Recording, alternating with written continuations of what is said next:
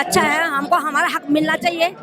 हम पहाड़ी हैं, हमको हमारा जमीन बाहर के लोग घेर रहे हैं नाजायज, तो इसलिए हम ये लड़ाई लड़ रहे हैं कि हमारा हक मिलना चाहिए मूल निवास के लिए। इस 23 साल में मात्र उत्तराखंड जो है राजनीति के भेंट चढ़ा है। अगर उत्तराखंड वासियों को मिला है तो सिर्फ मिला है वही चौकीदारी का काम। हमारा पहाड़ी आदमी का खाना चंडीगढ़, दिल्ली है और विदेशों में आज भी बर्तन मांजने से लेकर और क्या क्या काम कर रहा है बेचारा पहाड़ का बंदा हमारा। उन्हें रोजगार नहीं है।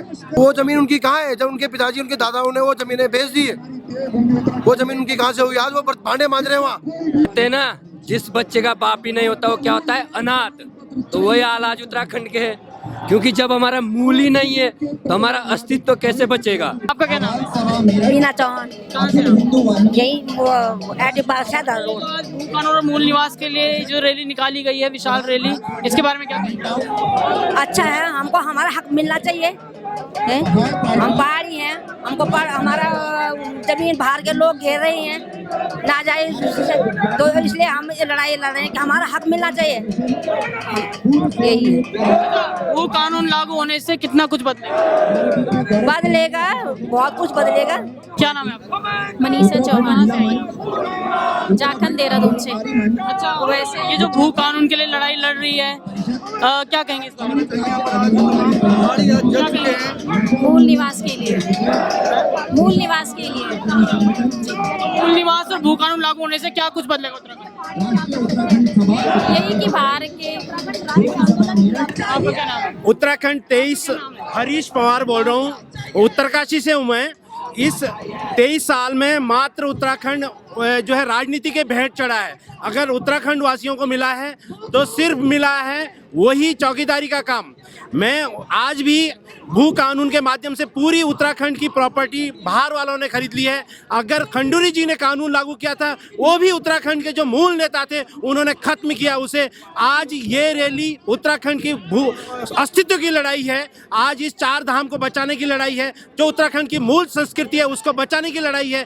यहाँ पर जो ये कानून, ये जो आंदोलन है, ये राजनीतिक विहीन रहेगा और ये तब तक चलता रहेगा जब तक उत्तराखंड में 2 चीज़ लागू नहीं।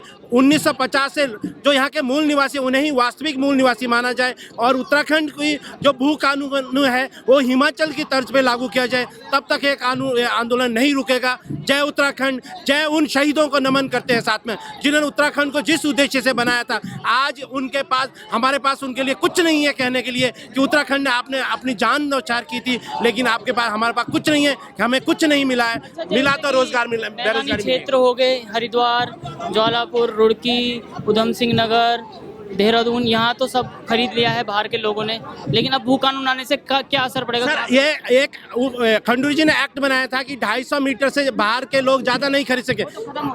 नहीं, ऐसा नहीं है, आज भी है वो। लेकिन क्या है ना, जो हमारा प्रशासन और मिली भगत के कारण जो है वो आज भी अगर उसकी जांच किया जाए, आधा उत्तराखंड बाहर वालों के नाम है और वो राज्य सरकार की भूमि हो सकती है, लेकिन उसे लागू कौन करेगा? क्योंकि जो माफिया लोग बैठे हो, राजनीति में बैठे हुए हैं, इसलिए वो लागू नहीं होता। अगर आज आप अगर आपने देखा होगा, आरटीआई कार्यकर्ता विकेश नेगी ने मामला उठा रखा है। अगर इस पे काम किया जाएगा, ये भूमि आदि उत्तराखंड की जो देहरादून की भूमि है वो राज्य सरकार में चली जाएगी।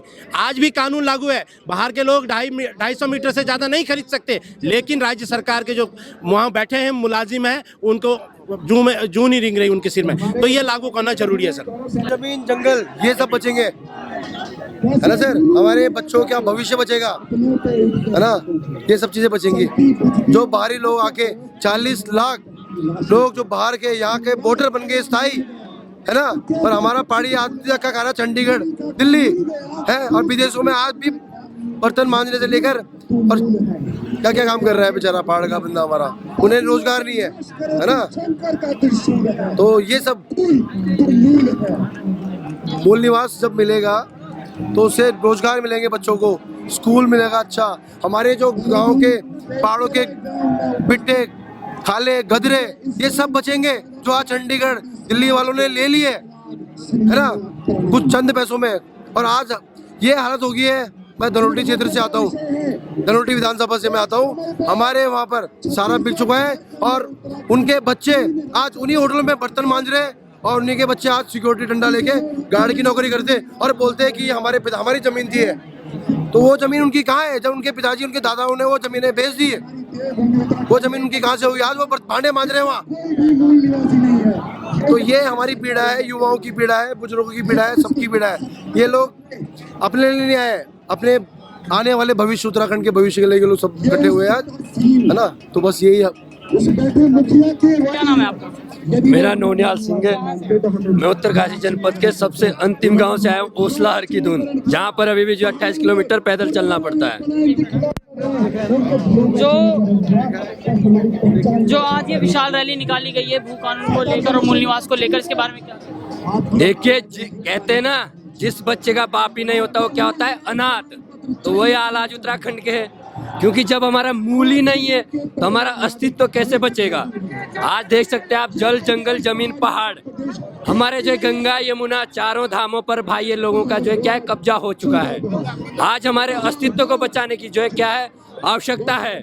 आज युवा जो है परेशान है। उत्तराखंड का युवा को जो है यहाँ पर सिर्फ होटलों में काम करने वाला कोई नौकरी नहीं मिल रही है, क्योंकि यहाँ पर मूल निवास ही नहीं है। मूल निवास नहीं है तो भाई लोगों ने फायदा उठाया, वो यहाँ कर जो है राजनीति में हिस्सेदारी ले रहे हैं, यहाँ के संसाधनों को कब्जाने का काम कर रहे हैं। तो यहाँ के लोग आज वीरान हैं, यहाँ जो है आंगन बिक चुके हैं, आंगन खाली हो चुके हैं, खेत खलियान जो है बंजर पड़े हैं, क्योंकि बाहर लोगों ने जो है खरीद कर उनको बंजर छोड़ दिया। उत्तराखंड की जो भी खुशी थी, ऋषिकेश एम्स में 250 से 300 लोग जो कि राजस्थान से बिलोंग, धौलपुर और काका सब जगह से, अजमेर काका के लोग जो आके आज गवर्नमेंट जॉब में बैठे हैं, और हमारा बंदा 10-12 हज़ार की सिक्योरिटी की नौकरियां कर रहा है। तो इसके लिए आज हम लोग सब यहाँ पर लोग आए हैं। बाकी आप सब अब इस तरह देख के पूरे प्रदेश में आज लोग सड़कों पर है। इसका मूल अस्तित्व जो है वो है मूल निवास और भूमि कानून। जब हमारे पास अपना मूल होगा, भूमि होगी, तभी तो हम लोग जो यहाँ के अस्थाई जो प्रमाण पत्र बनाया है वो सिर्फ केवल जो है हम लोगों को समकक्ष खड़ा करने के लिए, भाई लोग आकर वोट डालेंगे, राजनीति में हिस्सा लेंगे, संसाधनों पर कब्जा करेंगे, तो मूल निवासियों में, अस्थायी निवासियों में जो कोई अंतर नहीं दिखता।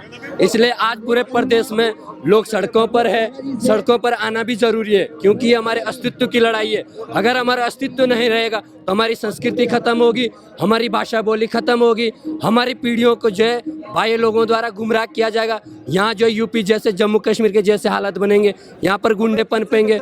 इन सब को हटाने के लिए धारा हिमाचल की तर्ज पे हमें भी 371 वो चाहिए। जैसे हिमाचल बचा है, हमें भी अब बचा क्या है, 70% तो बर्बाद हो गया उत्तराखंड, 25% जो भी थोड़ा बहुत बचा है, हम चाह रहे हैं कि 25% भी बचा है हमारा हिमाचल की तर्ज पे। जो 371 जो हिमाचल में है, वैसे हम उत्तराखंड में जाते हैं, है ना, ताकि बाहरी व्यक्ति यहाँ पर आके जमीन न ले सके। आपका क्या नाम है? अच्छा, भू कानून और मूल निवास के लिए जो आज ये लड़ाई लड़ रहे हैं, क्या कुछ असर पड़ेगा इसमें?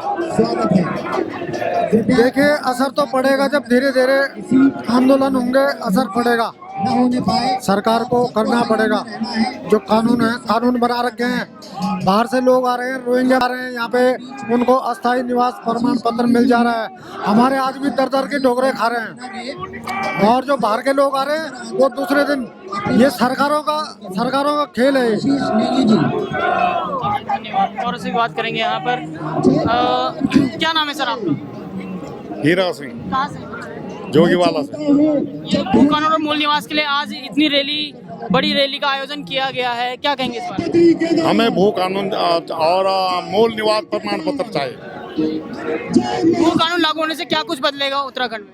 हाँ जी, मूल निवास प्रमाण पत्र की मांग है हमारी।